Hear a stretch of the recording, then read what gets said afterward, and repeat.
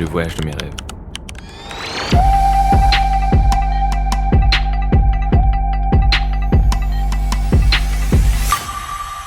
Aujourd'hui dans cette vidéo, on va voyager ensemble. On a tous une liste de pays à faire dans notre vie. Pour beaucoup de personnes, ce sont les États-Unis, le Japon, l'Espagne, peut-être des villes, Londres, Paris, Rio de Janeiro. Pour moi, on sort un peu du commun. Mais pas trop. Alors attachez vos ceintures, on décolle, direction le Canada. On a tous vu en photo, en vidéo, à quoi ressemblaient Los Angeles, Las Vegas, Miami. On sait que c'est situé aux États-Unis, mais qu'en est-il du pays plus au nord ? Pendant le lycée, je me pose des questions sur ce pays. Je connais le drapeau, je connais le nom de certaines villes, je connais leur plat nommé la poutine, mais je ne le connais pas assez. Ma curiosité prend le dessus. Qu'en est-il du paysage ? Fait-il froid toute l'année ? Est-il vraiment similaire aux États-Unis ? Parle-t-on anglais, français, les deux ? Pendant un mois, du 15 décembre 2023 au 15 janvier 2024, je vais vous raconter mon magnifique séjour au Canada en vous parlant de ce qui a été merveilleux, mais aussi des problèmes et des risques que nous avons pris. Départ Paris, arrivée Montréal, départ Montréal, arrivée Québec, départ Québec pour un road trip. Rien n'était préparé, pas de logement, peu de nourriture, mis à part le fait qu'on part une semaine avec des trajets pouvant varier. Le road trip commence, il est 9h30, de beaux paysages sur la route, on s'arrête dans un supermarché pour faire des petites courses. On s'arrête près du fleuve Saint-Laurent, c'est magnifique. On balade en ville et on croise un monsieur extrêmement gentil qui nous accueille et nous présente son magasin. C'est une friperie, on visite, il y a des belles décorations.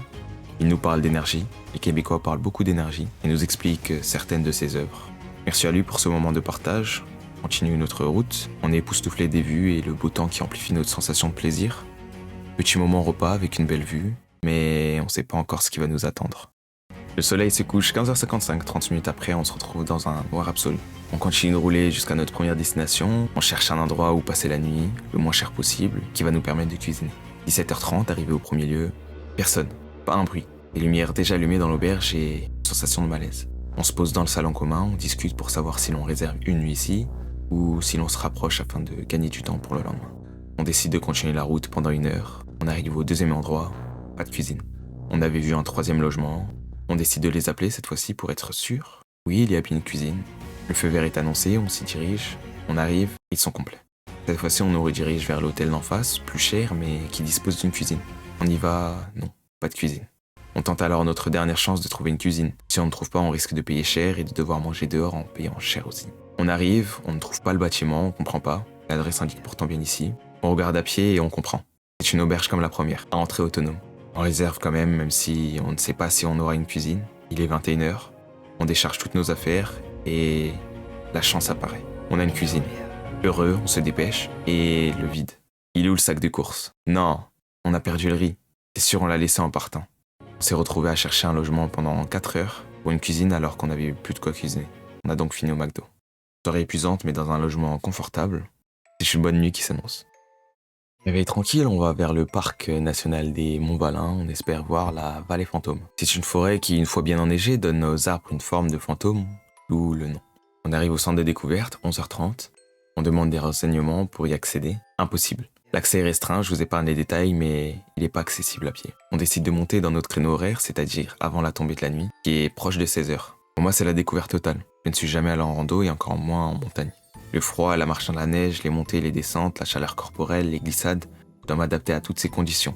La balade reste mise à part les conditions remarquables. Lac enneigé, l'eau qui coule. Et une fois arrivé au sommet, une vue sur des kilomètres. On a monté plus vite que prévu et on se pose la question pour aller ici. On regarde la carte, on hésite, ça a l'air loin, mais on se pose la question pour aller sur un autre belvédère. C'est décidé, on ne veut pas regretter de ne pas l'avoir fait. On speed pour y arriver à temps. 15h, on arrive, encore plus haut que le pic de la tête du chien, et on voit encore plus large, plus loin. Séance photo sur rocher, vidéo et contemplation de la vue. Dans un calme profond, sans bruit, dérangeant. Seul le vent qui souffle, mais ça reste quand même super. On redescend, on se dit qu'il faut pas tarder, afin de ne pas être dans la nuit complète et sans lampe. Surtout pour ne pas se perdre. Pas trop loin du centre de découverte, la nuit tombe de plus en plus, chaque minute, il est 16h. Un panneau indiquant 1 km restant. Il fait sombre, on est sur le retour, il va bientôt faire nuit. Mais là on est en train de rentrer, on est dehors, on doit être à 10-15 minutes, on n'est pas trop loin. Belle journée, très beau paysage. Soir chill, on va rentrer. Pour demain attaquer un peu plus tôt la journée, parce qu'on a un petit peu attaqué tard. On a galéré hier et tout pour dormir, mais en soi c'est une petite galère, ça va. Mais Voilà. Arrivé 16h30, bravo. Ce fut une incroyable journée à jamais graver dans ma tête, ma première rando et en montagne. On s'en va, on passe la nuit pas trop loin du lac Saint-Jean afin de le voir le lendemain avec des plats réchauffés chez le dépanneur. Non, le dépanneur, c'est pas ça. C'est un petit magasin, la plupart du temps proche des stations-service. C'est comme une épicerie. Malheureusement, une journée catastrophique s'annonce. La pluie et le mauvais temps sont au rendez-vous. On voit pas beaucoup le lac et quand on le voit, la déception. Il est gelé que sur 1 mètre de port. On croise un habitant local qui nous explique que normalement, il devrait déjà être pas mal gelé. Mais que le réchauffement climatique pose problème. Un peu déçu, on continue de faire le tour du lac et on voit sur le chemin les chutes. La grande chute de l'ours. Lorsqu'on entend ça, on s'attend à ça ou à ça. Non, la voici. Puis, voici les petites chutes. Limite plus stylé. Fin de journée un peu plus tranquille. Vous vous rappelez de ce premier endroit pour dormir ?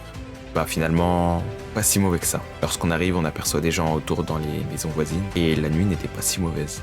On continue l'aventure, on voulait faire le parc national du fjord de Saguenay. Il est fermé, retenez bien ça. On appelle, on demande s'il y a un accès. Non, l'hiver, la neige, la glace font que le parc est fermé. On refait la route du sens opposé pour atteindre Saint-Simon, où on prendra le ferry. Journée nuageuse, pas belle, mais sur le chemin, on voit sur notre map la grosse chute. Un peu réticent, on va d'abord près de la rivière de Saguenay et on voit des visiteurs y aller. Mais l'accès était normalement fermé dû au verglas. On commence l'ascension sans regret. Magnifique chute, c'est ça qu'on aime.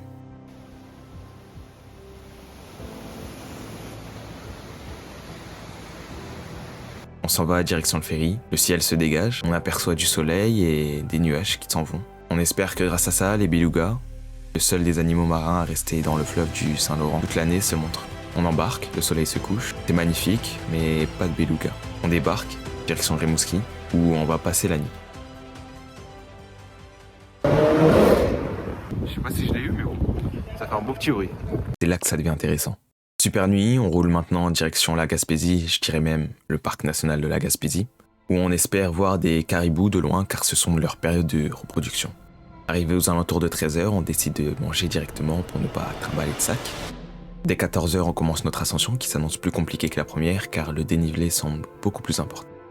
On décide de partir en exploration sans vraiment savoir quand est-ce qu'on va faire demi-tour. On arrive sur un premier passage à 14h50, le ruisseau du diable.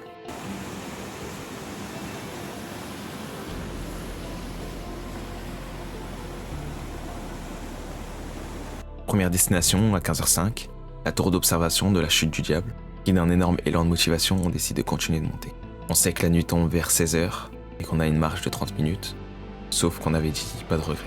Direction le lac du diable ou le mont Olivine, en fonction du temps qu'on prend car les deux sont liés par un croisement. Arrivé assez rapidement au croisement, on délaisse donc le lac pour tenter le mont.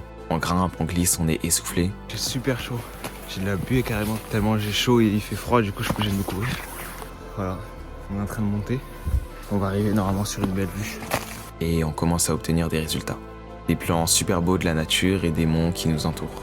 Sauf qu'il se fait tard. On se retrouve encore dans un dilemme. Abandonner et probablement rater quelque chose ou continuer. Vous connaissez la réponse, on a continué.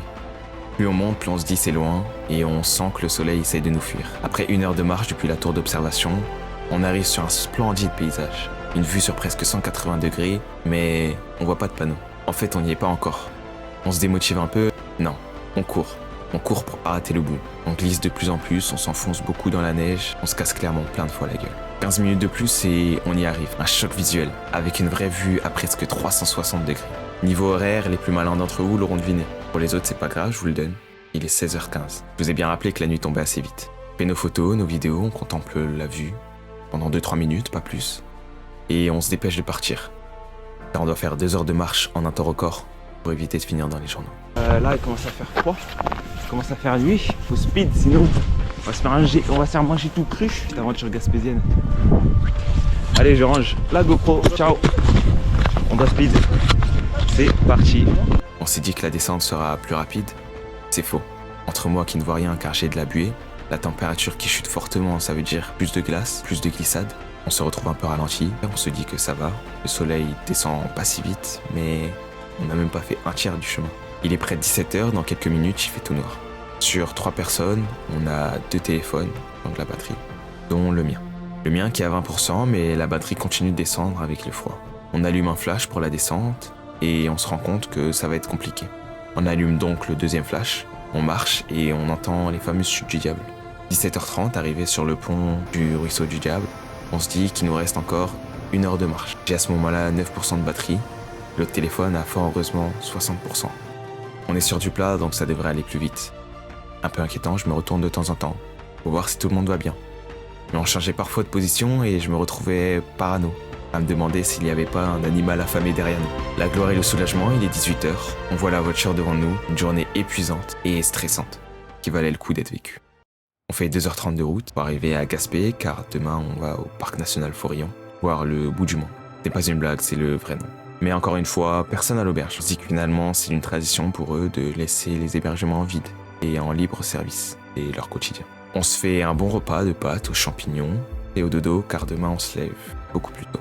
9h on se dirige au parc mais c'est fermé, pas d'accès voiture. On regarde si on peut y aller à pied et impossible. 2h30 à pied contre 10 minutes en voiture, on va perdre trop de temps. On cherche une alternative, on peut bien faire une rando et voir quelque chose de beau. Direction le belvédère du Mont Saint-Alban. Annoncé comme le jour le plus froid non pas à cause des températures mais par le ressenti. Le vent va nous faire vivre un enfer. La balade se déroule bien, j'ai des douleurs aux genoux dues à la rando de la veille où j'ai mal atterri lors de la descente.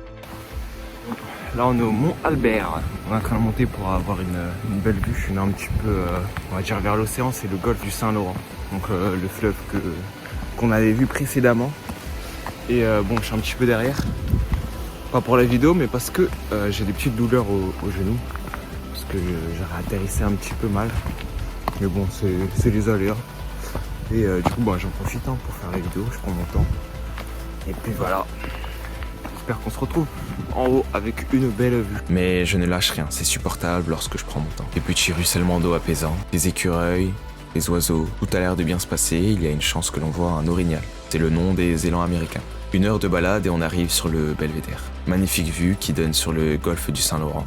Le vent, par contre, gâche le plaisir. On sort les mains, on finit avec des sensations de brûlure ou de coupure de doigts. Si on se positionne mal, il nous pousse. Rien de satisfaisant de lutter contre lui.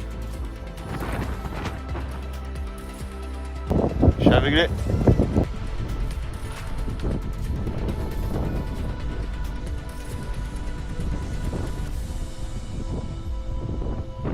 On s'en va, super découverte. Limite plus heureux que si l'on avait fait le bout du monde, car la vue serait probablement moins surprenante. On redescend de la Gaspésie, direction Percé, pour voir un rocher géant. Dit comme ça, c'est bête, mais il est beau à voir. Mais on a un ennemi, n'oubliez pas.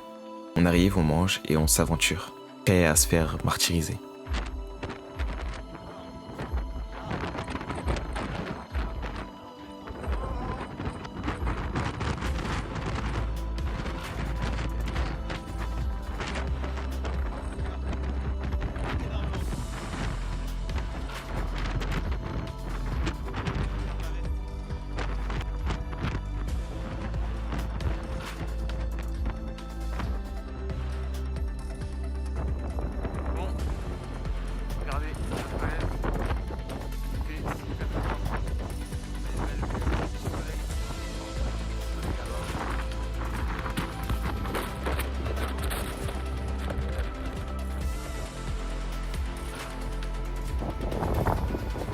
Tornade. Oh, il y a une branche qui vient de passer.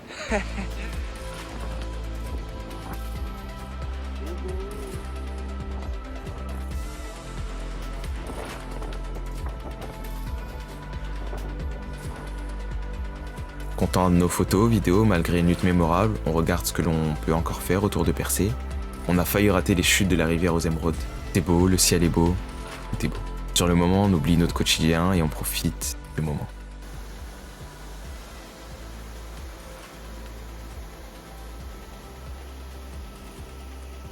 Direction Bonaventure pour dormir et se réveiller vue sur la baie des Chaleurs. On est toujours dans le golfe du Saint-Laurent, mais le nom est défini car les températures sont globalement plus fortes dans cette zone. Je vous passe le retour, mais conduite jusqu'à Québec avec de beaux paysages, que j'ai un peu raté car je dormais. Bien évidemment, entre-temps, on s'est arrêté pour voir la frontière avec les États-Unis.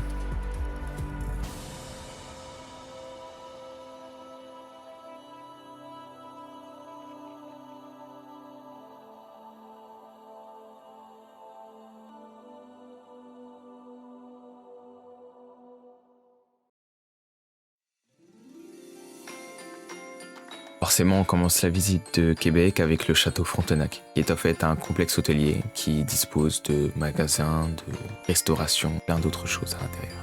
On profite de la vue, on se balade, on voit des statues stylées et parfois bizarres, le marché de Noël. D'ailleurs, passe à la télé.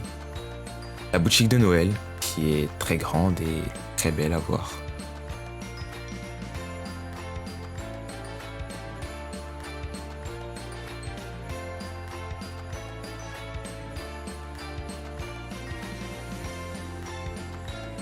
Des canons, enfin plein de petites choses sympathiques.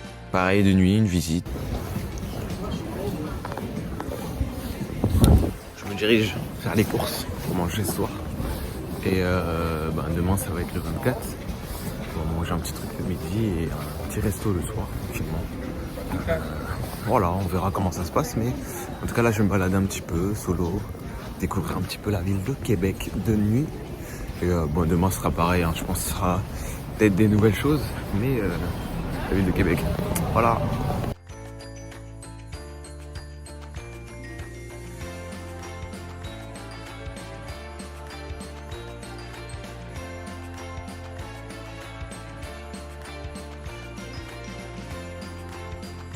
Je suis dans une rue un peu désertique, ça monte un peu.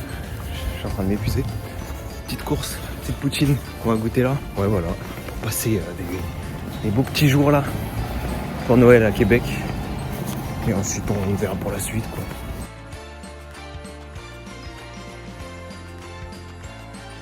Première poutine du Canada et à Québec. On profite de la patinoire.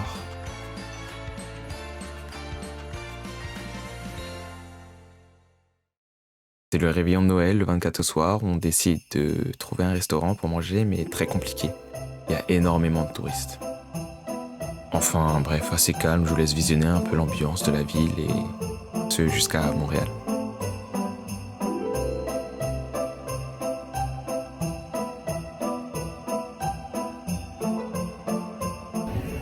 Bon, voilà, on est dans Québec.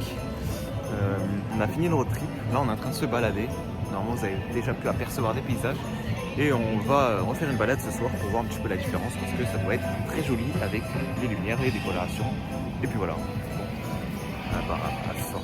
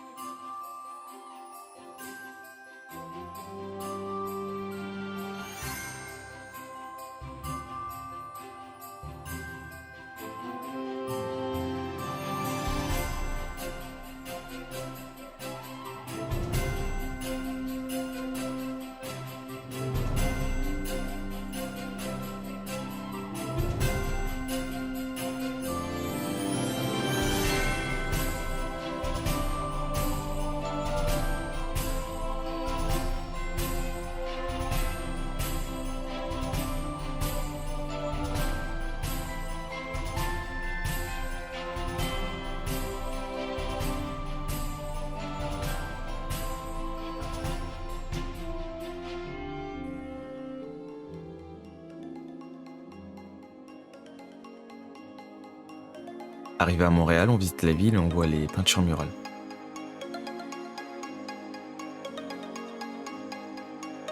On se balade dans la petite Italie, Portugal.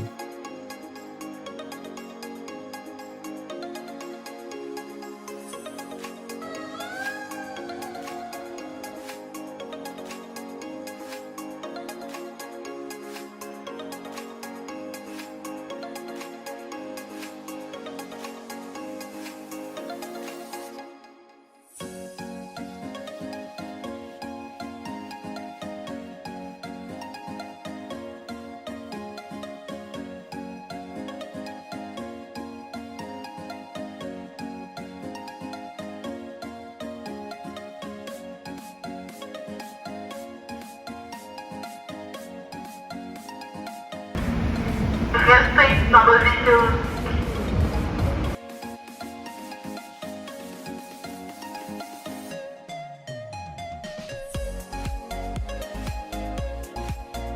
On voit des grands buildings.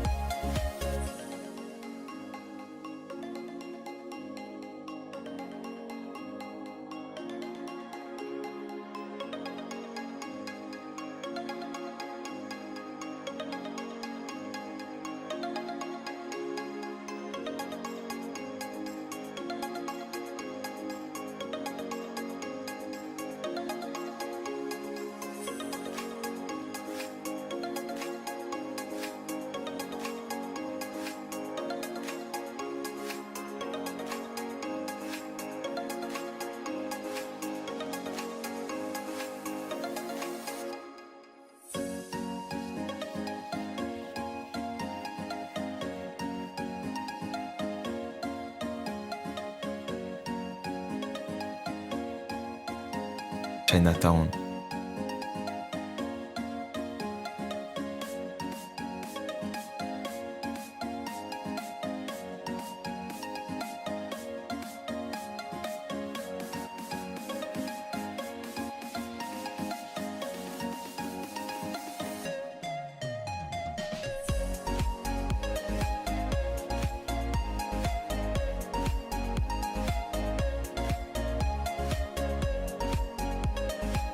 On fait un petit tour aux Places des Armes, au Vieux-Port.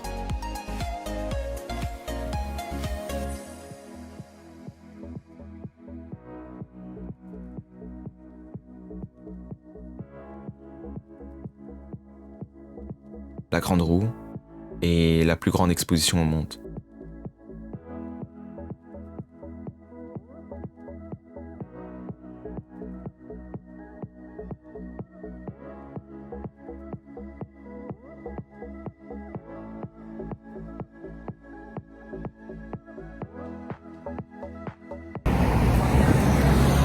Je sens vraiment en Amérique, quoi. Les buildings comme ça, là. Je dirais pas qu'on est en France, à part à la Défense, et encore. Mais là, wesh, tout autour.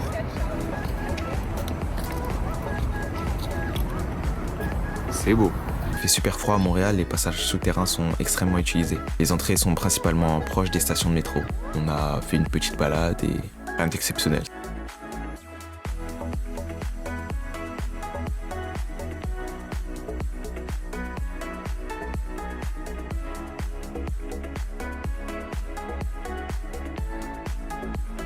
On est passé au marché Noël où j'ai goûté ma première queue de castor, ou Beaver Tails pour les anglophones. Ce sont des pâtisseries de là-bas.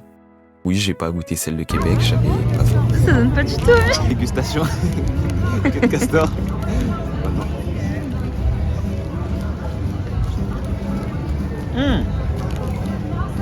Très bon.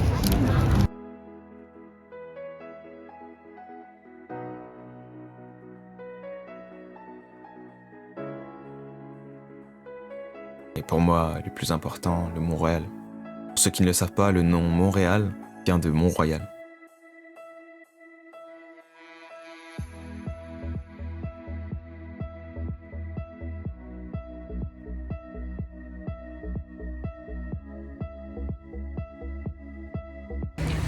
Bon, il neige un peu là, c'est cool.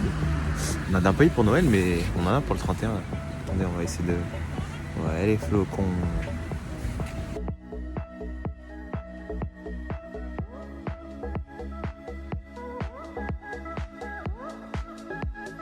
On y vient. Probablement le pire nouvel an de ma vie. On décide de quitter notre fête pour se réunir là, car le feu d'artifice a été annulé. Un décompte en retard, il est déjà minuit 2.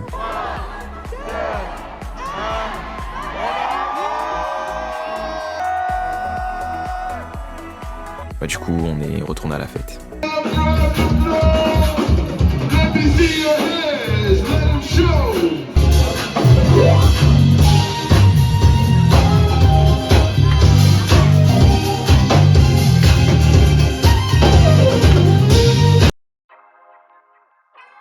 La nuit est passée, on est donc le 1er janvier 2024, direction Toronto avec ma copine. On ne voyait pas de prise dans les bus, on a donc utilisé ma batterie externe et arrivé à minuit, un de nos 2 téléphones n'a plus de batterie. Dans le mien, il reste 20%, dans l'autre, il n'y en a plus. On cherche l'arrêt de tram. Dans notre logique, un tram, c'est sur la route, mais on ne voit pas de rail. On attend, on rate 1 fois, 2 fois, on n'a pas le tram. Donc on se dirige vers le métro, on rentre à l'Union Station. On fait le tour, mais on ne trouve pas l'entrée du métro pendant 10 minutes. On demande à la sécurité, il nous indique où c'est et parfait. Le métro est là, il est 1h. Ma batterie descend au fur et à mesure. On arrive à notre arrêt, on sort, on galère depuis tout ce temps avec nos valises lourdes et plein de sacs. Je me souviens de quel tram il faut prendre, mais pas de l'arrêt où on doit descendre. On rentre, on attend, on décide de descendre, sauf qu'on a été trop lent. On décide de rallumer nos téléphones avec le peu d'énergie de batterie externe. On est allé beaucoup trop loin. On attend le tram pour aller dans l'autre sens avec des personnes probablement droguées qui tournent en rond et qui parlent toutes seules. On a le tram et, grâce à la batterie externe de ma copine, on descend. On descend à l'arrêt, il est près de 2 heures. On peut enfin se reposer après cette galère. Premier jour, on décide de se balader dans la ville tranquillement. On découvre les grands buildings. On y trouve une voiture dans un mur, la CN Tower, le Rogers Center. Une belle et grande balade qui nous donne déjà un avant-goût.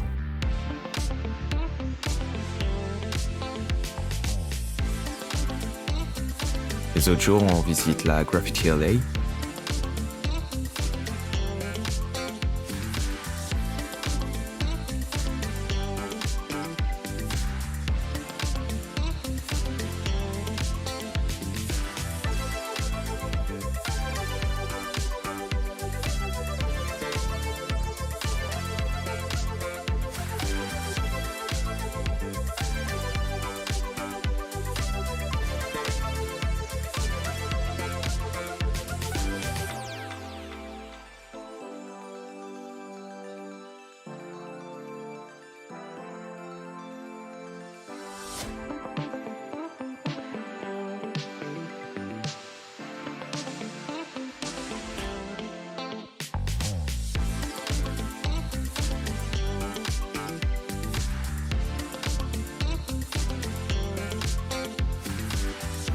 On se dirige vers le Little Norway Park, le Highland Park.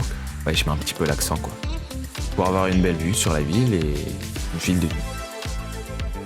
Il y a aussi l'aéroport à côté, mais on s'en fiche un peu. On prend le ferry, mais cette fois-ci pour le Toronto Island Park, afin d'avoir une vraie vue de la ville, mais de façon reculée, et de pouvoir juger de l'immensité de la ville et de ses bâtiments.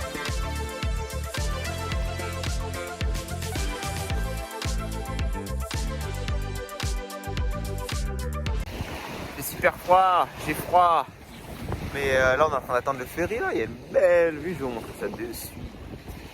Bon le flash c'est dit mais regardez-moi. Waouh, ça ressort bien les couleurs là sur terre. Putain, j'ai trop froid là-bas, je suis en train de me faire assassiner les doigts. Je vais remonter là.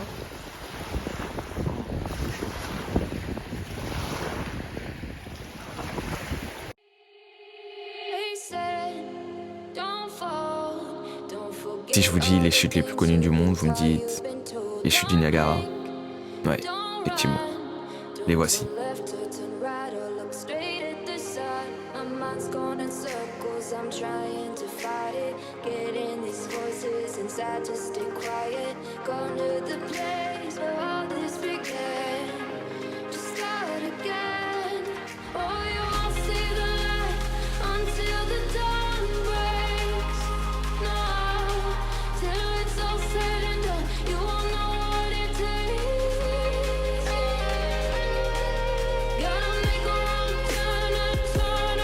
Petite dégustation de Wendy's. J'ai déjà goûté les frites, mais je vais faire semblant. Croustillant. À l'intérieur, ouais, les pommes de terre bien cuites et tout. Très bonne frite, j'aime bien. Ça fait un petit peu style frite maison. Moi j'aime bien, j'aime bien. Moi j'ai pris le triple cheese. Ça s'appelle Dave the Trip, mais c'est un triple cheese.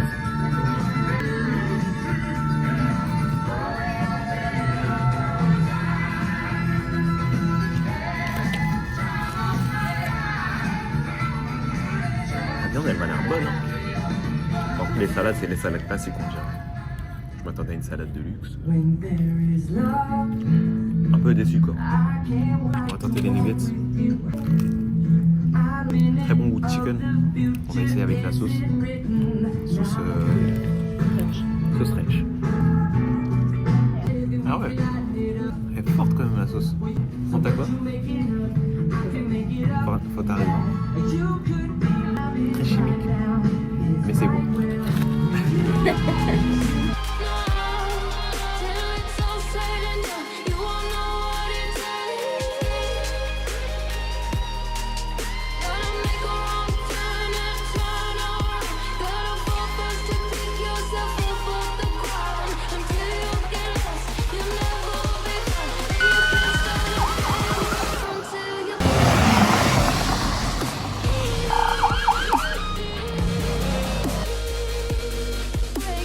Cette fois-ci, on visite un peu plus à l'est de Toronto, un bâtiment en forme de fer à repasser, comme ça qu'il est écrit.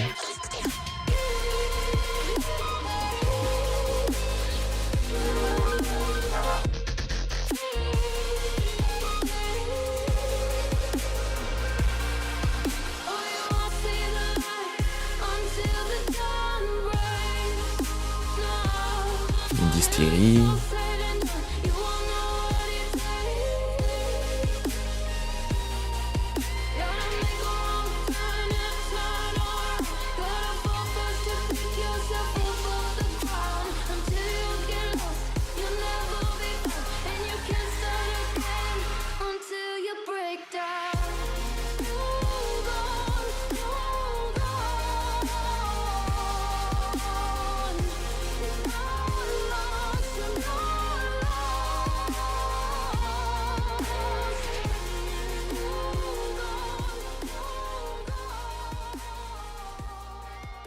Et les prochains jours, un peu plus relax avec la CN Tower.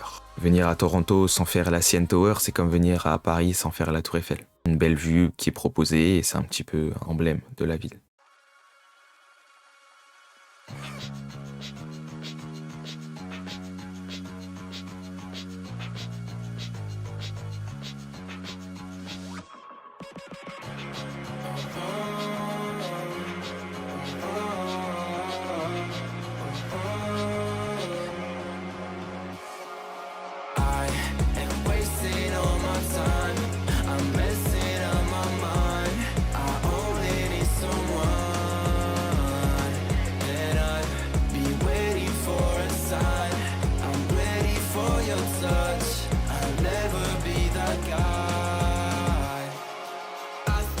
Something in my eyes, I cannot see your lies. You think that I'm surprised? Fall back into your trap, send me your eyes. Don't you think it's time for something else?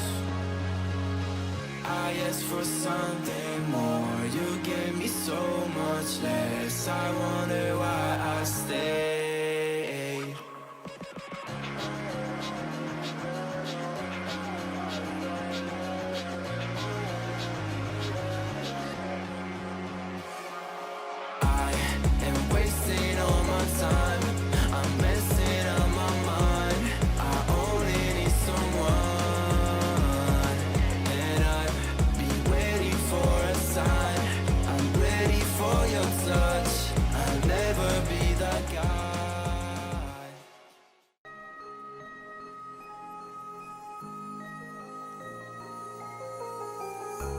Tell me, is it clear that I still wanna be?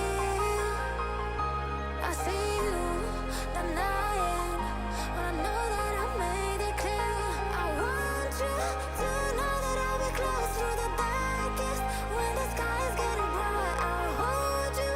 I'll never let you go when you're falling. I'll be closer.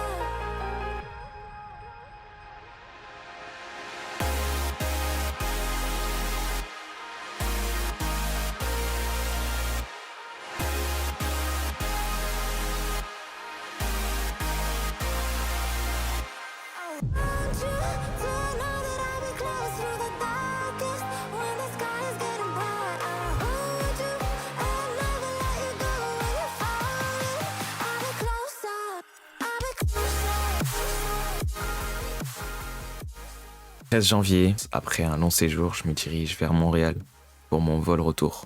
Sauf que j'arrive très tôt et j'ai encore beaucoup de temps à tuer. Je suis un fan de Formule 1 et venir à Montréal sans voir le circuit de Formule 1, ça serait un petit peu dommage. Il est près de 6h, 7h. Je me dirige vers le circuit de Formule 1.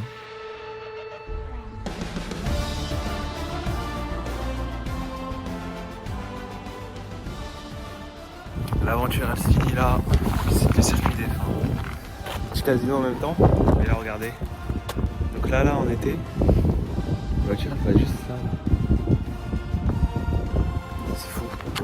Je continue d'avancer pour aller voir les stands. Je crois que c'est vers là-bas, j'espère. Moi je vais du mauvais côté, mais c'est incroyable en tout cas. En montant, je me balade, j'observe, j'essaie d'imaginer les voitures. Pas sous la glace, mais voitures en été. J'appelle mon père car mon père et moi on partage beaucoup autour de la Formule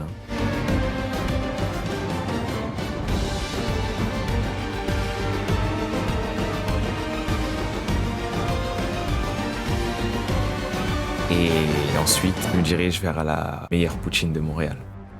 La meilleure poutine de Montréal qui est, selon les avis, la banquise. J'ai ma valise, je me trimballe avec la valise. Je mange la poutine, extrêmement bonne. Je suis en train de manger là, très délicieux. J'ai pris la sud-ouest, si vous venez ici, si vous regardez. Très délicieux. C'est la plus cotée. C'est la plus recommandée, la plus. Voilà. Très bon.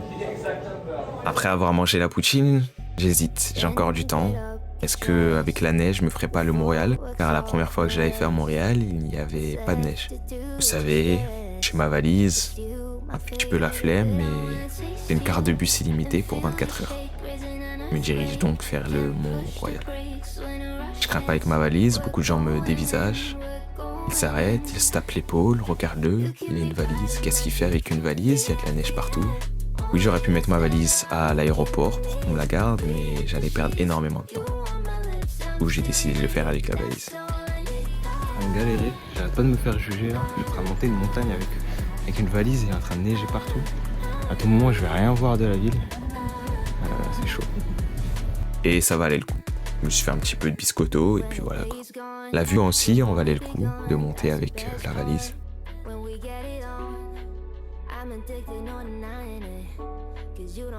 Fin de voyage, on voit rien. Enfin, ça va. On arrive à voir quand même. Ça se dégage un peu, il y a du vent et tout grâce à ça, je pense. Et la neige, ça fait qu'il y a du bruit. Ça gâche un peu la vue. Ça gâche un peu la vue quoi.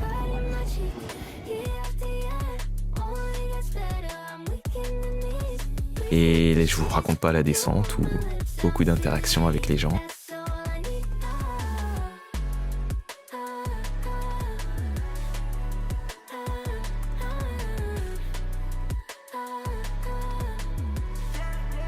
J'ai adopté une nouvelle technique, la technique de la glisse gaieté. Hop. Tac. Tac. Attendez, je vais le refaire là, c'est mieux. Il y a plus des marches. Tac. Hop là. Ça glisse vite fait, ça remue. Mais tu vois, on galère pas.